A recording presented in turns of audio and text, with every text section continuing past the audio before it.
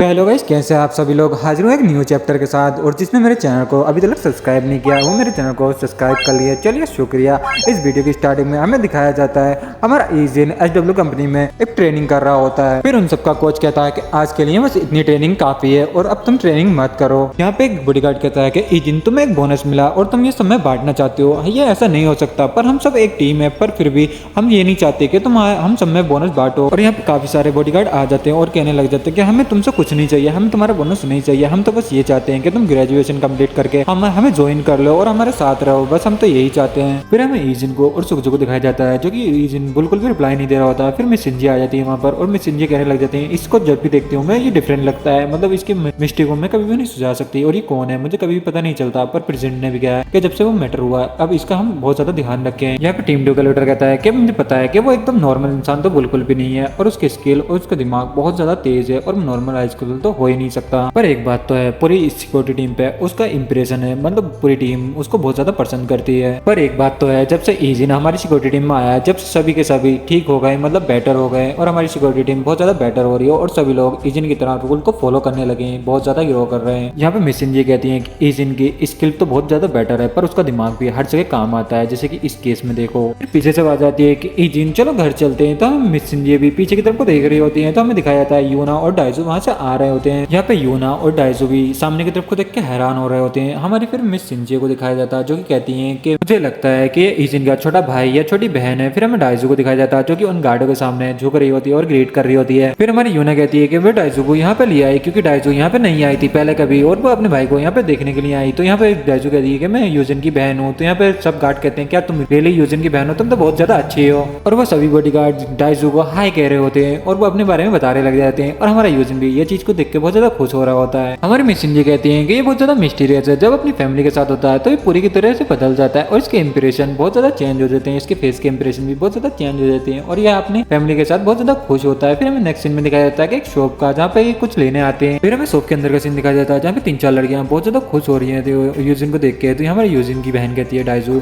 कि ओपा तुम अपनी मर्जी से कुछ खरीदना चाहते हो तो खरीद लो। तो हमारा यूजिन कहता है कि नहीं, मुझे कुछ भी पसंद नहीं है, मैं अपनी मर्जी से क्या खरीदूं। यहाँ पे डाइजू कहती है कि ओपा तुम हमेशा हर बार यही कहते हो, मुझे बहुत ज्यादा बुरा लगता है तुम ये कहते हो। तो हमारा यूजिन कहता है क्या रेली कि चलो चलो ठीक है, मैं घर जाके खाना बनाऊंगा तुम्हारे लिए। तो हमारी डाइजू कहती है नहीं, यहाँ पे ये नहीं कर सकते, ये तुम मैं ही करूंगी, खाना मैं ही बनाऊंगी, क्योंकि मुझे बहुत ज्यादा पसंद है और मैं ग्रैंडपा के लिए खाना बनाना चाहती हूँ। तो हमारी डाइजू कहती है कि जब से मैं एक छोटी बच्ची थी, जब से दादाजी ने मेरा बहुत ज्यादा ध्यान रखा, और मैं दादाजी को जब भी देखता हूँ मुझे लगता है कि मैं उनके ऊपर एक बोझ हूँ, इसलिए मैं उनके लिए खाना बनाना चाहती हूँ, कुछ करना चाहती हूँ उनके लिए। फिर हमारा यूजिन को दिखाया जाता है, जो कि डाइजू की तरफ को देख रहा होता है। तो हमारी डाइजू कहती है कि मैंने इसलिए सोचा कि मैं दादाजी की थोड़ी सी मदद कर दूं और अपना खाना अपने हाथों से बना के उनको खिलाऊं, पर वो इतना अच्छा नहीं बन पाया, और फिर भी दादाजी बहुत ज्यादा खुश हुए जो हमारा खाना खाने के बाद।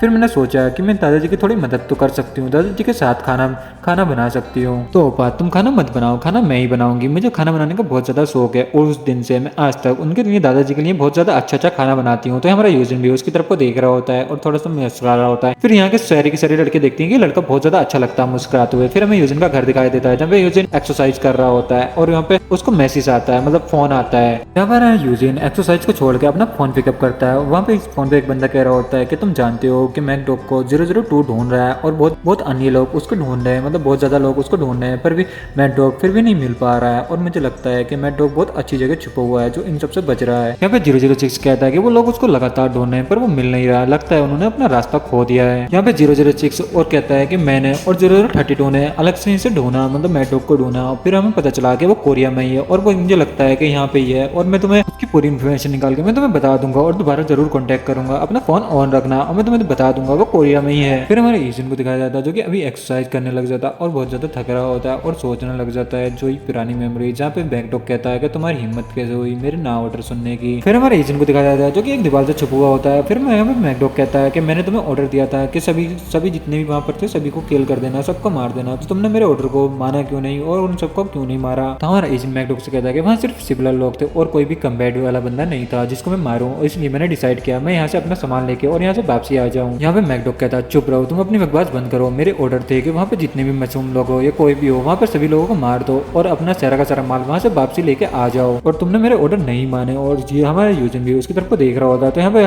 मैकडॉग बहुत ज्यादा गुस्से में होता है और कहता 001 अगर इस बार तो मैं तुम्हें छोड़ रहा हूँ, अगली बार मैं तुम्हें छोड़ूंगा नहीं। और तुम्हें सबके सामने मैं फांसी दे दूंगा। और हमारा यूजिन भी उसकी मैकडॉग की तरफ को देख रहा होता है। फिर सीन प्रेजेंट में आ जाता है जहाँ पे यूजिन अभी भी अपन उस बारे में सोच रहा होता है और अपना पसीना पहुँच रहा होता है।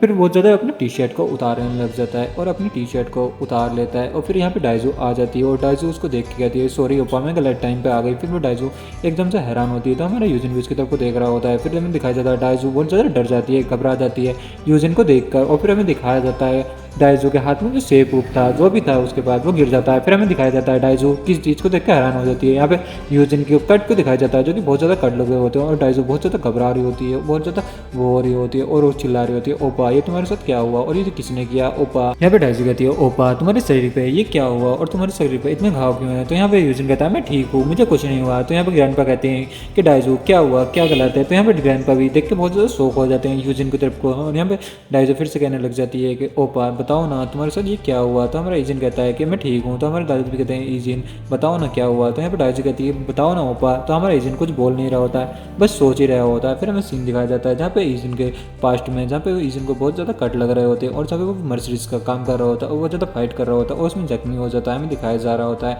और हमारा यूजिन कुछ भी नहीं बोल रहा होता है। यहाँ पे दादाजी कहते हैं क्या ये सब कुछ प्लेन ग्रेस के कारण हुआ है। तो हमारा यूजिन कहता है कि हाँ ये सब प्लेन ग्रेस के कारण मेरे साथ इतनी चोटें लगी हैं। तो यहाँ पे दादाजी उसके पास आने लग जाते हैं और कहते हैं क्या तुम अब ठीक हो और तुम्हें दर्द तो नहीं होता। तो हमारा यूजिन कहता है कि हाँ मैं बिल्कुल ठीक हूँ और अब से मुझे दर्द भी नहीं होता। और यहाँ पे दादाजी कहते हैं कि मेरा बच्चा बहुत ज़्यादा दर्द से गुजरा है पास्ट में। तो हमारा यूजिन कहता है कि अब मैं ठीक हूँ मैं फाइन दादाजी। और यहाँ पे डाइजू भी बहुत ज़्यादा रो रही होती है और हमें नेक्स्ट सीन दिखाया जाता है जहाँ फिर हमें नेक्स्ट सीन में दिखाया जाता है कि सुबह हो जाती है और फिर हमें रोड को दिखाया जाता है कि रोड बहुत ज़्यादा चल रहा होता है जैसे कि मेरे यहाँ पे भी चल रहा है। और फिर हमें दिखाया जाता है कि यूजिन और डाइजू एक मतलब रोड से क्रॉस होती है अपने स्कूल जा रहे हैं। तो हमारे यूजिन को दिखाया जा रहा होता है जो कि एक बंदा दूरबीन से देख रहा होता है। फिर हमें उस बंदे की तरफ को दिखाया जाता है कि जो कि हमें पूरी तरीके से नहीं दिखाया जाता। फिर हमें दिखाया जाता है कि वो बंदा मैकडॉग होता है और फिर यहाँ पे मैकडॉग कहता है कि 0-0 विन आखिरकार तुम मिल ही चुके हो अब ये मैं तुम्हें बताऊंगा। फिर हमें नेक्स्ट सीन में दिखाया जाता है कि ईजिन के स्कूल का सीन जहाँ पे ईजिन से एक बंदा कह रहा होता है कि मैंने सुना है कि आज तुम्हारे पास बिल्कुल टाइम नहीं है। तो हमारा ली कहता है कि ईजिन तुम हमारे साथ गेम खेलने चलोगे क्या जहाँ पे हमने नई हाइट आउट बनाई है। और ईजिन कहता है कि सॉरी गाइज मैं तुम्हारे साथ नहीं जा सकता मैं अपने दादाजी से मिलने के लिए जाऊँगा। मैंने उनको प्रॉमिस किया था कि मैं उनसे मिलने ज़रूर जाऊँगा तो मैं उनसे मिलने जाऊँगा इसलिए मैं तुम्हारे साथ नहीं जा सकता।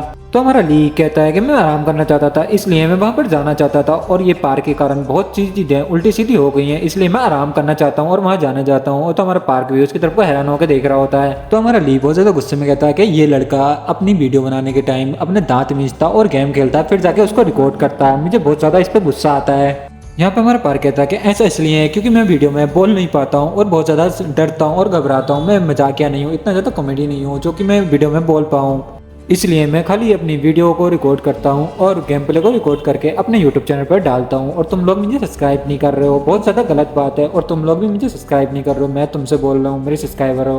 तो हमारी यूना कहती है कि तुम अभी अभी नए नए हो तो ये कुछ ज़्यादा बुरा नहीं है कि तुम वीडियो बनाते टाइम अपने बोल नहीं पाते हो मतलब या बात नहीं कर पाते हो। पर जेयून मतलब हमारा ली बात करने में बहुत ज़्यादा अच्छा है मजाकिया है तो तुम उसके साथ थोड़ा बहुत बात करे करो। और ये अभी नया नया है तुम अभी नए नए हो तो ये मैनेज कर लेगा सब कुछ संभाल लेगा। और हाँ तुम भी जीफ्लिक्स ओआई को भी सब्सक्राइब कर लो।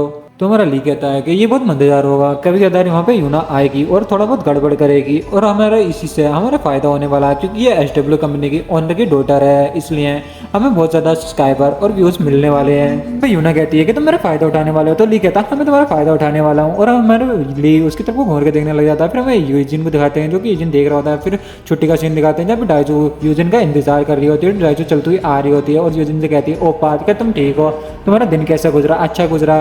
फिर यहाँ पे डाइजू कहती है क्या तुम मेरा इंतजार कर रहे थे ओपा बहुत देर से। तो हमारा ओपा कहता है मतलब हमारा यूजिन कहता है कि नहीं मैं तुम्हारा इंतजार नहीं कर रहा था। तो फिर यहाँ पे डाइजू कहती है चलो फिर दादाजी से मिलने के लिए चलते हैं। फिर यहाँ पे दादाजी से मिलने के लिए वो जा रहे होते हैं। फिर हमें दिखाया जाता है कि मैकडॉग वहाँ पे उनको इंतजार कर रहा होता है मतलब उनको देख रहा होता है। फिर मैकडॉग को दिखाया जाता है कि घूर घूर कर बहुत ज़्यादा देख रहा होता है डाइजू की तरफ को। डाइजू बहुत ज़्यादा हंस हंस कर जा रही होती है। फिर हमारे यूजिन को दिखाया जाता है जो कि एकदम से सेंस करता है कि यहाँ पे कोई है क्या। फिर देखता है चारों तरफ को वहाँ पे कोई भी नहीं होता। फिर वो उस जगह देखता है जहाँ पे मैकडॉग होता है पर वहाँ पे भी कोई नहीं होता। तो यहाँ पे डाइजू कहती है ओपा तुम और ठीक हो क्या। तो यहाँ पे डाइजू कहती है कि ओपा तुम ठीक हो। तो यहाँ पे हमारा यूजिन कहता है कि हाँ मैं ठीक हूँ मैं बिल्कुल ठीक हूँ मुझे कुछ नहीं हुआ। फिर हमें नेक्स्ट सीन दिखाया जाता है जहाँ उनके दादाजी काम कर रहे होते हैं वहाँ पे दिखाया जाता है। यहाँ पे दादाजी को और एक जने को और दिखाया जाता है जहाँ पे वो बंदा कहता है क्या तुम्हारे पोती पोते दोबारा से यहाँ पर आए। हाँ तो हमारे दादाजी कहते हैं कि हाँ मेरे पोते पोते दोबारा से यहाँ पे आए और मेरे लिए वो लंच बॉक्स भी लाए थे मेरे लिए खाना लाए थे और हमने साथ मिलकर खाया। यहाँ पे वो दूसरा वाला गार्ड कहता है कि तुम्हारे पोती पोती बहुत ज्यादा अच्छे हैं और वो तुमसे बहुत ज्यादा प्यार करते हैं और तुम्हारे लिए हमेशा यहाँ पर आते रहते हैं। तो उससे पता चलता है कि वो बहुत ज्यादा प्यार करते हैं। तो हमें दिखाया जाता है कि मैकडॉग भी उनकी बातों को सुन रहा होता है। फिर हमें नेक्स्ट सीन में दिखाया जाता है कि ईजिन की पूरी फैमिली खाना खा रही होती है और ये मैकडॉग भी देख रहा होता है। तो यहाँ पे डाइजुन कहती है कि ओप्पा का नंबर पूरी की पूरी क्लास मेंबर मेरी सारी की सारी फ्रेंड ले रही होती है, मांगती है मुझसे, पर मैं किसी को भी नहीं देती। तो यहाँ पे दादाजी कहते हैं रियली ओप्पा तो तुम्हारा बहुत ज्यादा फेमस हो गया है। यहाँ पे दादाजी कहते हैं कि तुम्हारे बारे में क्या ख्याल है, क्या कोई ऐसा लड़का है जो तुम्हें लाइक करता, तुम्हें पसंद करता। तो यहाँ पे डाइजुन बहुत ज्यादा शर्मा रही होती है और बहुत ज्यादा घबरा रही होती है, कहती है कि नहीं, मुझे कोई पसंद नहीं करता, ऐसा कोई लड़का नहीं है अभी तक। यहाँ पे डाइजू कहती है ऐसा कुछ भी नहीं है, हमारा यूजिन भी उसकी तरफ को देख रहा होता है मुस्कुरा के, जब उसे कुछ सेंस होता है और फिर वो उस तरफ को देखने लग जाता है जहाँ पे मैकडॉग खड़ा होता है, पर वहाँ पे कोई नहीं होता है। फिर से वो सीन शिफ्ट होता है, फिर वो मैकडॉग की तरफ को देखने लग जाता है और थोड़ा सा हैरान होता है और वो समझ जाता है कोई ना कोई उसका पीछा कर रहा है। और फिर हमें नेक्स्ट सीन में दिखाया जाता है कि मैकडॉग वहाँ से चलते हुआ आ रहा होता है। फिर मैकडॉग को दिखाया जाता है जो कि काफी ज्यादा खतरनाक लग रहा होता है और कुछ सोच रहा होता है क्या जी फिलिक्स हो आई यहाँ पे ये वीडियो खत्म करने वाला है, तो मैं ईजिन की फैमिली को कैसे टॉर्चर करूंगा, ईजिन के दादाजी को कैसे किडनैप करूंगा, वो तो नेक्स्ट एपिसोड में मैं खुद बता दूंगा।